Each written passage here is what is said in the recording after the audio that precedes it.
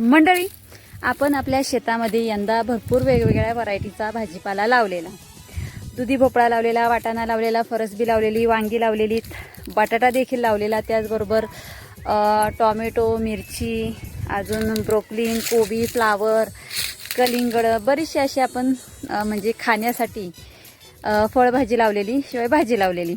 आता त्यातीलच एक फळभाजी म्हणजे भाजी म्हणता येईल ती म्हणजे दुधी भोपळा. त्याचबरोबर जे काशीफळ म्हणतं ते काशीफळ. तर याचे आपण लागण केलेली. तर आता दुधी भोपळा यंदा आम्ही भरपूर सटकून खाल्ला. दुधी भोपळ्याचा हलवा केला, भाजी केली, वेगवेगळे पदार्थ बनवून खाल्ले. आणि जे राहिलेले दुधी भोपळे आहेत ते दुधी भोपळे आम्ही जून करण्यासाठी ठेवून दिलेले. आता जून कशासाठी केलेले हे तुम्हाला सांगते. काय होतं की दरवर्षी आपण कोणतीही लागण करतो, मग ती लागण केल्यानंतर आपण शेताच्या आजूबाजूला कान्या कोपऱ्याला खाण्यासाठी भाजीपाला हा लावतोच. तर तो भाजीपाला लावण्यासाठी आपल्याला काय करावं लागतं की दरवर्षी बाजारात जा, मग कुठल्यातरी कंपनीचं बियाणं आणा, मग ते बियाणं उगवल नाही उगवल याची गॅरंटी नसते. शिवाय आपले पैसे जातात हे तर वेगळेच.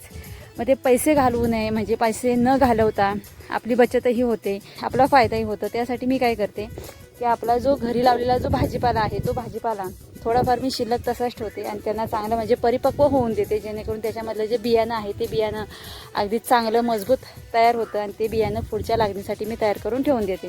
आता बघा, माझ्या पाठीमागे 2 दुधी भोपळे आहेत आणि खूप छानपैकी जून झालेले आहेत.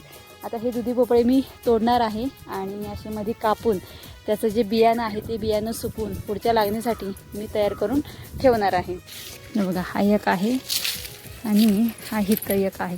तर आता कसं होतं की आपण जे स्वतः धरलेलं बियाणं असतं ते बियाणं परिपक्व असतं आणि ते 100% आपण लावल्यानंतर उगवतं. मात्र बाजारात आणलेला जो भाजीपाल्याचं बियाणं असतं, म्हणजे भाजीपाल्याचं जे बी असतं ते बी शक्यतो उगवत नाही. नुकसान आपलं होतं आणि आपण कंपनीला जाऊन काय बोलत नाही की बाबा जाऊ दे, मरू दे, एक तर पुडी होती नाही उगावली, मरू दे तिकडं, असं करून आपण सोडून देतो.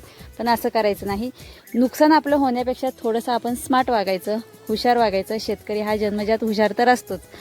तर हे अशा प्रकारे तुम्ही घरचं बियाणं पकडून ठेवत जा आणि पुढच्या लागणीसाठी आपलं स्वतः तयार केलेलं बियाणंच लावत जा आणि उत्पादन घेत जा.